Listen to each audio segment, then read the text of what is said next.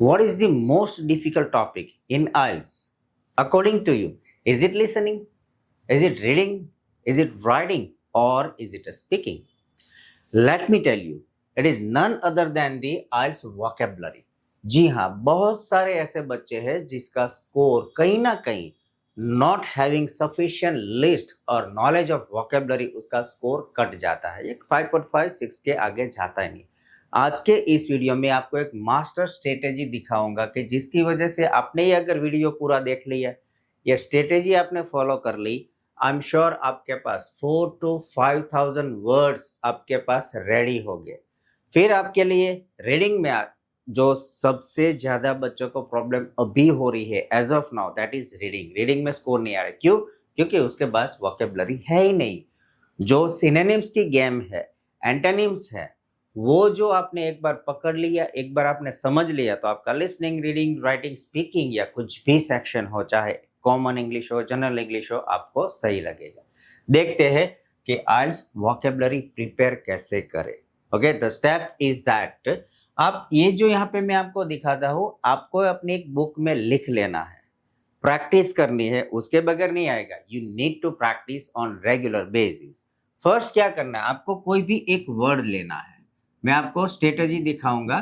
पहले आप ये कोई भी वर्ड सिलेक्ट कीजिए जो आपको पता नहीं है, that is unfamiliar to you, that is new to you. आपके लिए जो नया वर्ड है वो पसंद कीजिए। आपने एक वर्ड ले लिया, उसके बाद क्या करना है आपको, पहला उसके सिनोनिम्स लिखिए, आपको जितने भी आते हैं वो, उसके एंटोनिम्स लिखिए। फिर ये जो वर्ड है आपने सिलेक्ट किया है, आपने जो वर्ड लिया है, उसके एडजेक्टिव्स क्या होता है, उसका एडवर्ब क्या होता है, वो भी आपको सिलेक्ट करना है, मीन्स के लिखना है अपनी बुक में। ऐसा नहीं कि सर मुझे आता है चलो, नहीं, you need to write. Computer में टाइप भी नहीं करना है, क्योंकि I am talking about human brain behaviour as well. आप जितना लिखोगे ना, आप जितना अपनी बुक में लिखोगे उतना ही आपको याद रहेगा। बाकी सारा का सारा इवोपोरेशन, बाष्पीभवन हो जाएगा, आपको पता भी नहीं चलेगा। On time of your test आपको याद नहीं रहेगा। तो आपको ये करना है। ओके, मान लो कि एक वर्ड है मेरे पास, let's say for example easy word से शुरू करते हैं, दैट इज ब्यूटीफुल। ओके, एक ये जो वर्ड है जो मुझे पता नहीं है, पहली बार मैंने देखा है, इसके बारे में मुझे कोई आइडिया ही नहीं है, तो क्या करना है आपको, गूगल करना है या फिर अपनी डिक्शनरी देखो। डिक्शनरी में I think it will take a time. सीधा आप क्या करो, गूगल डिक्शनरी में जाओ। आपके फोन में जो लैंग्वेज है, पहला स्टेप ये है कि फोन की लैंग्वेज आपको चेंज कर देनी है। क्या इंग्लिश इंटू हिंदी, गुजराती या फिर लोकल लैंग्वेज है तो आपको उसको करना है इंग्लिश इंटू इंग्लिश। जैसे आपने ब्यूटीफुल के बाद कोई भी वर्ड हो, उसके बाद आपको लिखना है मीनिंग, तो एक पूरा लिस्ट आपके सामने आ जाएगा। ऐसा ही यही लिस्ट आएगा आपका कि कितने उसके सिनोनिम्स बनते हैं, कितने एंटोनिम्स बनेंगे, कितने एडजेक्टिव्स है, कितने एडवर्ब है, या फिर जो वर्ड है उसका नाउन क्या होता है, पूरा का पूरा लिस्ट आपको मिल जाएगा। अगर नहीं आता, सर्च कीजिए कि what is the noun of beautiful, what is the adverb of beautiful, आपको सर्च करना है। ठीक है, इसका फायदा क्या होगा और आपकी वोकेबलरी 5,000 कैसे पहुंचेगी वो भी मैं आपको बताऊंगा। तो ये वर्ड के मान लो कि सिनोनिम्स कितने होते हैं। Beautiful, it can be a good looking, it can be attractive, ये भी हो सकता है ना, गुड लुकिंग है, अट्रैक्टिव है, आई कैचिंग है, बहुत सारे वर्ड है। आपको क्या करना है, कोई भी वर्ड लो, उसके मैक्सिमम 5 to 7 सिनोनिम्स लिखने हैं। अगर नहीं मिलते, 2-3 like 2 or 3 would be sufficient, लेकिन जितना हो सके उतना आप अपना लिस्ट को एक्सटेंड कीजिए। ओके, सेम वे अगर उसके एंटोनिम्स हमें देखने हैं, तो ये जो है यहाँ पे गुड लुकिंग है, तो उसका क्या कर देना, सीधा आपको बैड लुकिंग ही कर देना है। अगली है, रस्टिक है, ब्यूकोलिक है, मीन्स के उसके 2, 3 या 4, 3, 4 या 5 जितने भी आपको एंटोनिम्स मिले, आप वो एंटोनिम्स भी लिख लीजिए। ये सेकंड स्टेप हुआ। उसके बाद गो टू द एडजेक्टिव। तो ब्यूटीफुल इटसेल्फ इज एडजेक्टिव, ये खुद एडजेक्टिव है। ये भी हमें नॉलेज होना चाहिए, what is adjective, adverb, noun, pronoun क्या है वो भी आपको पता होना चाहिए। और ऐसे ही मानो मेरी बात, this is the proven strategy. आपको ऐसे ही इंग्लिश वोकेबलरी प्रिपेयर होगी, देयर इज नथिंग एल्स। वो जो हमारे स्कूल में होता है ना, कोई भी लेसन शुरू होता है, जब हम स्कूल में थे तो क्या होता है, जो टीचर थे यहाँ पे लिखते थे एक वर्ड, फिर उसका प्रोनाउंसिएशन हमारी मदर टंग में और उसका एक ही मीनिंग हमारी मदर टंग में, यानी कि ब्यूटीफुल, यहाँ ब्यूटीफुल लिखता और लिखता था सुंदर। तो हमारा ध्यान कहाँ जाता, सीधा लड़कियों पे, क्योंकि हम तो है ही नहीं ऐसे जन्मजात, बाय बॉर्न हम ऐसे ही है। तो फिर क्या होता है, फिर मैडम हमें देती है 5 टाइम्स घर से लिख के आओ। मुझे मेरा पता है, जब मैं स्कूल में था तो क्या करता था, वो 5 पेन एक साथ जोड़ देता, 5 टाइम रोबोटिक प्रेजेंटेशन। भूल जाते हैं, ऐसे प्रिपेयर करा जाता है। तो अभी आए थे हम, इसका एडजेक्टिव तो खुद ही है, फिर क्या है उसका एडवर्ब क्या है, तो एडवर्ब होगा ब्यूटीफुली, दैट इज एडवर्ब। फिर नाउन क्या होगा और उसका वर्ब क्या होगा, आपको वो भी ढूंढना है। तो उसका नाउन क्या होगा ब्यूटीफुल का, दैट इज ब्यूटी, और वर्ब क्या होगा, तो दैट इज ब्यूटीफाई। ये हो गया हमारा एक वर्ड। एक वर्ड था, हमने क्या किया, मान लो कि ये 5 है, 5 है, एक से क्या हो 10, फिर एडजेक्टिव 11, 12, 13 एंड 14, यानी कि 14। Out of a single word we have prepared 14 numbers of vocabulary। और ये जो भी है कैसे काम करेगा, अभी let's go for the all straight away. आपको यही करना है, हर रोज आपको ऐसे कितने वर्ड लेने हैं, every day you will have to prepare 10 words, सिर्फ 10, ज्यादा नहीं, वरना इंसानी दिमाग है, ज्यादा प्रेशर झेल नहीं पाएगा और आप भूल जाओगे। ये बोल रहा हूं, नॉट दिस। ये एक वर्ड लिया, आपने 10 प्रिपेयर करने हैं। मान लो कि हमने ये 10 के एक के हिसाब से 14 प्रिपेयर किए, यहाँ कितने हो गए 140 अ सिंगल डे। एक महीने में कितना होगा, 3 से 4 हजार हो गए, 2 महीना 6 हजार, 3 महीना 9, 10 हजार की वोकेबलरी आपके पास होगी, यानी कि आप शशि थरूर के पास में जाके बैठ सकते हो, इतने सारे वर्ड्स आपके प्रिपेयर हो जाएंगे।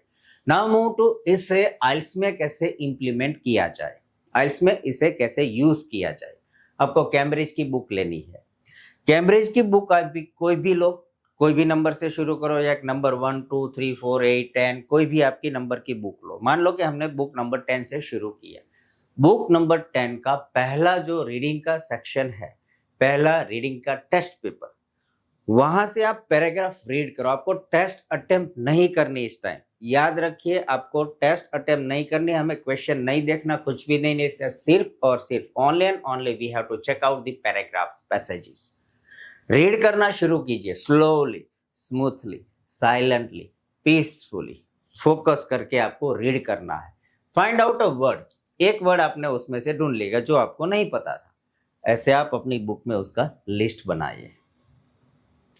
ऐसे ही आप पूरी टेस्ट खत्म कीजिए। एक टेस्ट आपने खत्म की ना, दैट इज माय गारंटी, जब आप सेकंड टेस्ट में जाओ, पहले टेस्ट में आप लोग मान लो कि 15, 20, 30, 50 या 100 तक भी आपकी लिस्ट होगी। पहली टेस्ट में 100 वर्ड्स आपके लिए नए हो गए, सेकंड में जाओगे आधा हो जाएगा 50, थर्ड करोगे तो उसका 20% ही बचेगा, फोर्थ करोगे 10%, फिफ्थ करोगे 5%, और जैसे ही आप छठी या 7वीं टेस्ट में जाओगे आपके पास लिस्ट ऑफ वोकेबलरी रेडी होगा। यही वोकेबलरी आपको लिसनिंग में भी काम लगेगी, यही vocabulary you going to use in your speaking test and in your writing as well, क्योंकि that is a Cambridge vocabulary। आप आइल्स पे फोकस कर रहे हो तो आइल्स में ऐसा करो, पीटी कर रहे हो तो पीटीए में भी ऐसा करो, 1 by 1 लेसन लेते जाओ, ऐसे ही आपकी वोकेबलरी प्रिपेयर होगी। और वोकेबलरी का जो स्कोर है आपका, I am sure you will get 9 out of 9 perfectly accurate score for your vocabulary. करना सिर्फ इतना ही है, that is a proven strategy. ऐसे ही प्रैक्टिस करो, then you will have a list of 10,000 words easily and you will get score of 7.5 to 8.5. It is possible even 8.5 easily for your entire test। आपकी आइल्स का चाहे listening हो, reading हो, writing हो, speaking हो, कुछ भी, क्योंकि रीडिंग में दिक्कत क्या आती है, हम पढ़ तो लेते हैं टाइम मैनेजमेंट का कोई इश्यू नहीं। The problem is vocabulary. Vocabulary question में क्या पूछ रहे हैं, वो क्वेश्चन क्या है वही हमें पता नहीं चल रहा है, क्योंकि हमें वोकेबलरी पता नहीं, वो वर्ड का मीनिंग ही नहीं पता। मान लो कि क्वेश्चन समझ में आ गया तो पैसेज में 3 बार ही घूमते हैं, 3 बार 4 बार 5 बार घूमते हैं, लेकिन हमें पता ही नहीं चलता कि ट्रू है, फॉल्स है, नॉट गिवन है, कौन सा हेडिंग कहाँ पे मैच हो रहा है, कुछ भी नहीं पता चल रहा है। क्यों? Because we do not have sufficient knowledge of vocabulary. So we'll have to focus on vocabulary first. That is our primary goal. If you are aiming to have that kind of handsome score in your IELTS in your first attempt, then you will have to have this theory. आपको यह practice करनी ही है, कोई choice ही नहीं है आपके पास। You will have to practice on daily basis. हाँ, शुरुआत में it will be a boring लगता है, और इट इज ह्यूमन साइकोलॉजी। हम कुछ भी सीखते हैं जो हमें काम का हो, कोई भी एक्टिविटी जो हमें काम की, वो हमें बोरिंग ही लगता है। जैसे कि सुबह जल्दी उठना, get up early in the morning, कौन उठे यार, सोते रहो। एक्सरसाइज करना, नहीं। घर का खाना खाना, नहीं, फास्ट फूड ही खाना है। तो ये भी उसके जैसा ही थोड़ा बहुत, आई वुड से थोड़ा बहुत बोरिंग ही है, लेकिन we have no choice. If you are aiming to have a bright future in abroad, if you are looking to have a good university in US, UK, Canada, Australia, New Zealand, Germany, कहीं पे भी जाना है आपको, you will need a handsome score.